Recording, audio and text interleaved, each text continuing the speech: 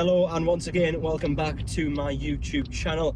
Today is match day at the Stadium of Light as Sunderland welcome Tottenham Hotspur. Of course, we were at Régis Le Bris' pre-match press conference ahead of this fixture on Friday afternoon. Now it is Sunday afternoon and we're heading off to the Stadium of Light to watch the match itself. Now this game, it is an interesting one, isn't it? Because of course from Sunderland's point of view, they're safe, you know, as we discussed on Friday. They're looking ahead to the summer and what can else be achieved at the end of this season. Now that might dictate their summer transfer business, but with regards to their opponents, Tottenham, the story is rather different.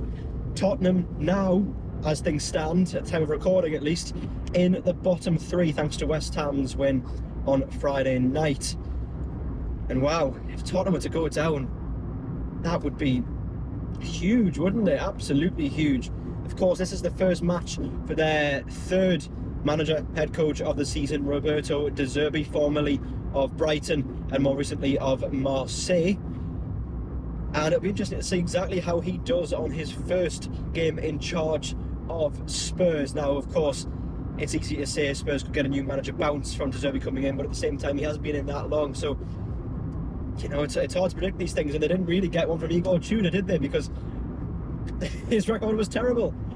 So Spurs are really in a bit of a dire strait at the moment. They're in a horrid situation, and Sunderland could well take advantage of that today. But of course, it's whether they do that or not. That's what matters in this match, and that's why I think it's an interesting one. Because what sort of Sunderland team will show? Do they show up and think, well, Spurs are not very good at the moment, so we're going to win this game, and perhaps get a bit complacent, or do they show what they've shown for the majority of the season at home, and a lot of fight, grit and determination?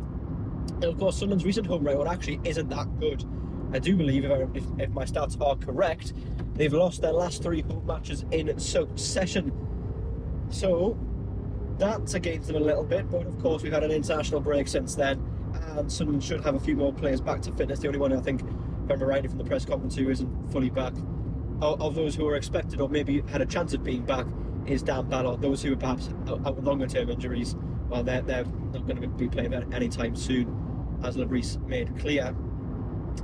So I should imagine from Sunderland's point of view, we'll see a largely similar team. You'd probably imagine Robin Roofs comes back in between the sticks in goal, but apart from that, I can't imagine things will be too different for Sunderland. Maybe the likes of Nordi Mukili start, having not started in the derby. Maybe Enzo Lefebvre starts, having not started in the derby. But apart from that, I mean, they were in the squad though, weren't they? So that's the only thing that they might start this game, as opposed to just be on the bench.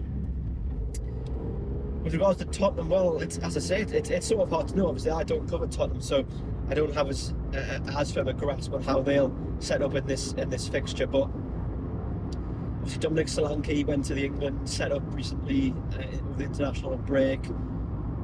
I just think Tottenham are just a side devoid of so much confidence. But even at the same time, do they actually have the quality? That's the other point with Tottenham. So I think the Sunderland can exploit that, and you'd think they probably would. That's my view leading into this game. I think Sunderland will get something from this game, whether that's a win or whether that's a draw. I think a win is perhaps more likely, because as I say, I just think Spurs are just not in a good place at all. I mean anyone could say that to you just from watching Spurs of late, but you'd think with the way Sunderland have played at home for the majority of this season, that this is the type of game where they wouldn't pass up an opportunity to get all 3 points. So my prediction, at least, is, and I'll give these predictions ahead of every match that I'm vlogging here as I go to cover as a reporter. My prediction, I think, I'm going to say 2-1 to Sunderland is what I think will happen. I think Sunderland will win. I think it'll be a little bit tighter, perhaps some people may think. I think Spurs, they may get a bit more of a little bounce from Roberto de Zerbi, but I think Sunderland will probably have enough on this occasion, and Spurs will be condemned to another week, or to a full week I should say, in the relegation zone. But let's get now to the Stadium of Light. We're approaching Sunderland now and see exactly what happens in this 2 o'clock kickoff in the Premier League.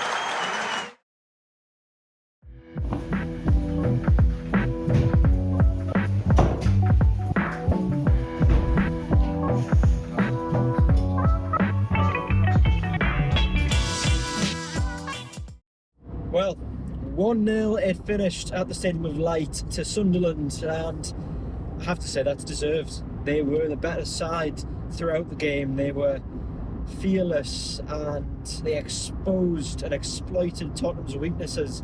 Tottenham, of course, you know, just with their lack of confidence, lack of quality at the moment, even with Roberto and Zerbi, they just looked like a team who were destined for the drop. Sunderland, though, they were, you know, first to every second ball. They were strong, they were powerful, especially in the middle of the park. But what did let them down was their clinical edge, or lack of that, I should say, in the final third. Sunderland were really good, and there's no denying that. They played well today, but they perhaps would have been punished against a side who wasn't Tottenham, for example. They missed too many chances. Sunderland, their passing and their composure in the final third was really lacking. And it's true, to be fair, Sunderland, they don't actually score a lot of goals. We've seen that this season. And what's good about Sunderland, though, is that despite that, they still grind out results and they are effective at doing that. And that's what's got them the win today. You know, the goal was a deflected effort that's hit Mickey van der Ven from a shot from Nordi Mukili, and it's looped past Antoine Kinski in the Spurs goal, and that's also needed on this occasion. Spurs realistically were never going to score at all. They never looked like scoring. So for Sunderland, it's both a positive and a negative that they can grind out results without having to score a lot of goals, and they're getting wins from doing that, but at the same time they're also not scoring a lot of goals. So again, some sides, they perhaps would be punished more for not taking those chances, because, as I say, they were very wasteful in the final third, and that is a concern. And I asked Régis Le Bris that at full time. I said, despite you winning today, and you know, you'll be happy with that, of course, but I'm frustrated that you didn't win by more, and that you did misplace a lot of passes in the attacking third. And he said, yeah, it is indeed a frustration that they didn't win by more, that they didn't take some of the chances, or they weren't composed enough in those moments to take them, and they should have been. But at the same time, he was still protective of his players, in the sense that he says there's still more to come from them, and that, you know, this is only their first season back in the Premier League. And I completely understand his answer with regards to that as well. I also spoke to him about Luko Nye, because I feel that's a worthy topic of conversation. Luko Nye was someone who I personally didn't think was good enough to make the step up to the Premier League, and that's not necessarily a reflection of him as a person, because I think he's a really nice man. I've interviewed him before, but I just thought his quality would be lacking, and that was shown the fact that he didn't really make an appearance for Sunderland in the Premier League for the vast majority of this season, until about sort of midway, 2/3 of the way through, did he sort of get any sort of significant minutes. But as a result of injuries, admittedly, but he has come into the side of late and he's done all right.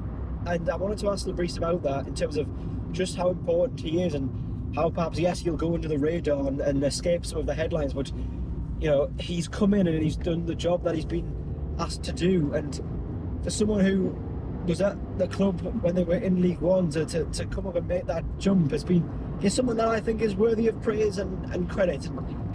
And and something that needs to be recognised as well. And Le Bris certainly said that this is the case, and that he's a great club captain, and that he's vocal. And yes, we weren't sure that he could do the job in this league, but he's shown that he can come in and do it, and I think all credit to Luke O'Nien for that. So fair play. So you'll see a longer read on that later on this week, but my match report, of course, is already out, and I believe probably by the time that this comes out as well, or around about the time that this vlog comes out, we'll also have a news story on the fact that Sunderland didn't score that many goals, or they don't score that many goals, and the fact that they were wasteful in this game against Spurs. So that is to come as well. Obviously, as I say, the match report is out on North East Football TV, but do look out for that news article and video about the lack of goals in this game, and of course a longer read on Luke O'Nien to come later on in the week with video, press conference video with that as well. But it's a good win for Sunderland. The less said about Newcastle United, however, the better, as they were defeated 2-1 away at Crystal Palace. More points dropped, winning positions. I'll be at Newcastle Bournemouth next week at St James's Park to see if anything changes from a Newcastle point of view. But for now, though, Sunderland, they are flying high. Le Bris was asked about Europe. He said it's not on his mind at the moment, but that if you continue to be consistent, the next level can be achieved. At the moment they are 10th, and of course they have achieved the main objective of staying in the league. So you never know with Sunderland in Europe. You just don't know. It's possible, and I said that at the end of my match report. I said that they are on course, they are on track to do something really rather special. That depends on them still having this ability to grind out results without perhaps scoring too many goals. But we shall see. It is possible though. But anyway, thank you all very much for watching this vlog. Sunderland defeated Tottenham by 1-0 at the Stadium of Light. As I say, I'll be back next week as I head to St James's Park to see Newcastle United take on Bournemouth. But until then, thank you all very much for watching. Please do continue to like, comment, subscribe to my YouTube channel, and of course check out North East Football TV as well for all of my articles, match reports and press conference videos as well, to get all the news and the long reads, and of course, as I say, the video on there as well. But until the next time, thank you for watching, and I'll see you then.